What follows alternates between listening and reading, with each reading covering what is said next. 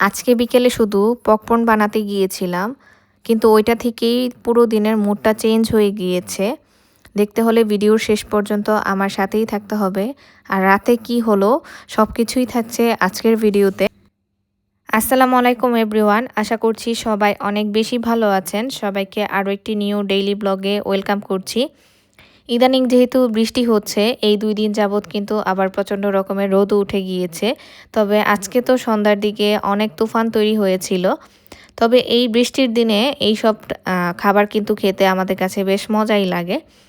আর এই পপকর্নগুলো যদি আমরা বাসায় বানাতে পারি তাহলে আমরা বাহির থেকে কেন কিনে খাবো? আমি তো মনে করি বাসার খাবার খুবই হেলদি। আপনারা নিশ্চয়ই ভিডিওতে দেখেই বুঝতে পেরেছেন এটা বানানো কতটা ইজি। আমি জানি আমার আপুরা সব কাজই পারে, অনেক বেশি বেশি পারে। তবে আমিও একটু শেয়ার করলাম আপুদের সাথে, যারা পারে না তাদের জন্য অনেক ইজি হবে। তো যাই হোক, সন্ধ্যার নাস্তা শেষ করে নিয়েছি। এর মাঝে কিন্তু মুড়ি মাখাও খেয়েছিলাম, সেটার ভিডিও আসলে করা হয়নি। এখন আমরা সবাই মিলে এখন একটু চা খেয়ে নিব।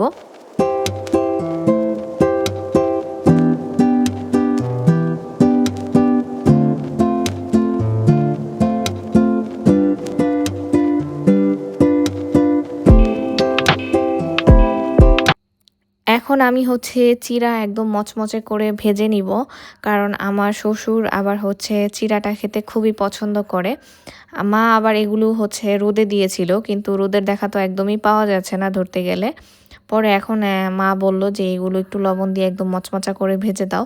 আসলে চিড়া যখন মচমচা করে ভাজা হয় সেটা কিন্তু খেতে ভালোই লাগে। এছাড়া কিন্তু চিড়া দিয়ে আমি বিভিন্ন টাইপের খাবার বানাতে পারি, নাস্তার আইটেম। আমি যদি কখনো বানিয়ে থাকি অবশ্যই আপনাদের সাথে শেয়ার করব। আমার কাছে কিন্তু মানে ভালোই লাগে, খারাপ লাগে না। তো যাই হোক, এটা হচ্ছে এর পরের দিন সকালবেলার ভিডিও। সকালবেলা হচ্ছে আগের দিন রাতের বেলায় কিন্তু প্ল্যান হয়েছে যে আমরা হচ্ছে ভর্তা ভাত প্রথমে প্ল্যান হয়েছিল, তারপরে বলল সবাই যে খুদের ভাত খাবে আর ভর্তা খাবে। তো আসলে আমি তো মাথায় প্ল্যান করেই রাখি যে আমি অনেক টাইপের ভর্তা বানাবো, কিন্তু সকালে উঠে সেটা আর করতে পারি না। ভর্তা বানানো হচ্ছে সবচাইতে বেশি ঝামেলা।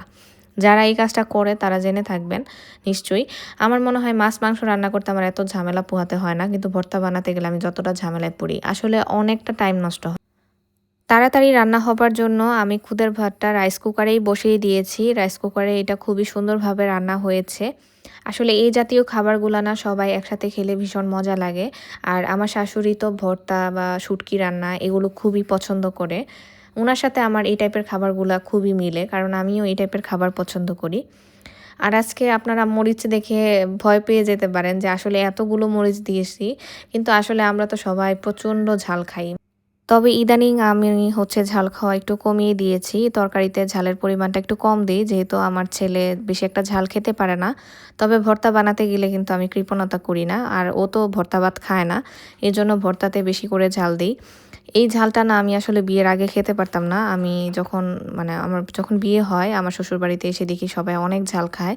এটা আস্তে আস্তে আমি মানিয়ে নিতে নিতে এখন আমি ঝাল ছাড়া একদমই খেতে পারি না।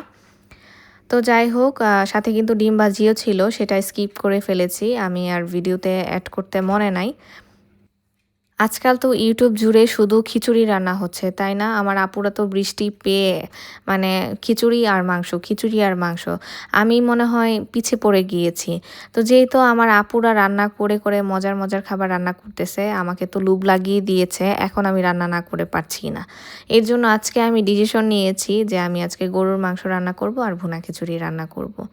গরুর মাংসের রেসিপি তো আমি আপনাদের সাথে বহুবার শেয়ার করেছি, আজকে আর শেয়ার করছি না, কারণ ভিডিওটা অনেক বেশি বড় হয়ে যাবে।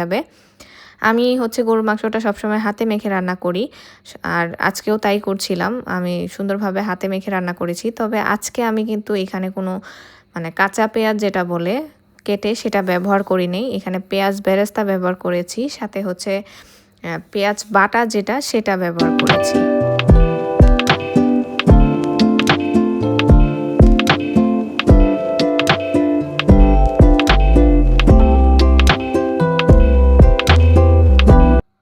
এখন আমি হচ্ছে মুগ ডালটা একটু টেলে নিচ্ছিলাম। আজকে আমি ভুনা খিচুড়িটা যে রান্না করব সেটা হচ্ছে শুধু মুগ ডাল দিয়েই রান্না করব। আর একদিকে হচ্ছে মাংস রান্না হচ্ছে।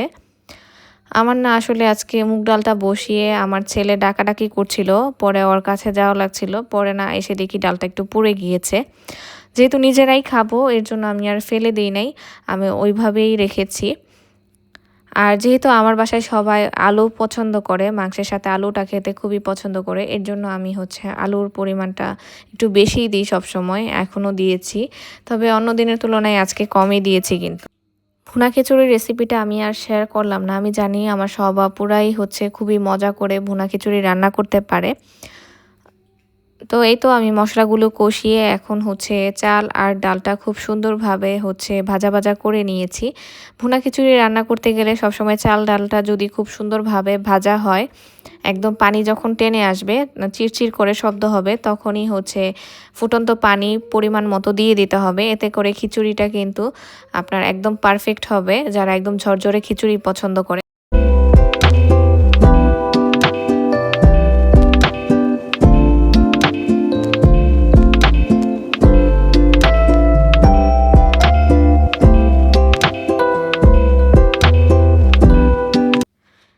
এই তো আমার রান্নাবান্না কমপ্লিট হয়ে গিয়েছে। যেহেতু ভুনা খিচুড়ির সাথে মাংসটা খাবে, এর জন্য ঝোলের পরিমাণটা আমি একটু বেশি রেখেছি।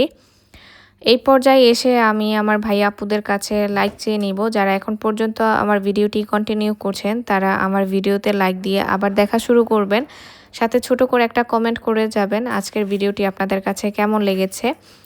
আর এখন কিন্তু আমি খুবই মজাদার একটা সালাদ বানাবো। এটা আমরা ভাতের সাথেও খেয়ে থাকি সবসময়, আর ইহানের বাবার এটা খুবই পছন্দ। আমাদের বাসার মানুষ আবার টমেটোর যেকোনো জিনিসই পছন্দ করে। আপনি যদি টমেটো আলু দিয়ে মাছও রান্না করে দেন, সেটাও তাদের কাছে খুবই পছন্দ। আবার টমেটোর ভর্তাও তাদের কাছে খুবই পছন্দ, টমেটোর টকও পছন্দ। আর এইভাবে হচ্ছে কাঁচা যেই সালাডটা বানানো হয়, সেটাও তাদের কাছে পছন্দ।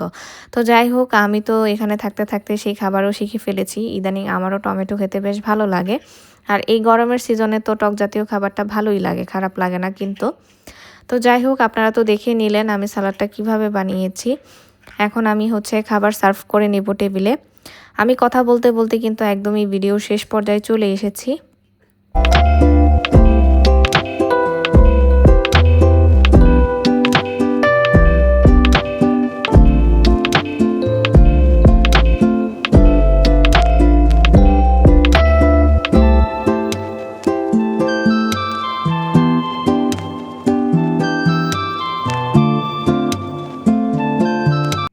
আরেকটা কথা বলতে ভুলে গিয়েছি।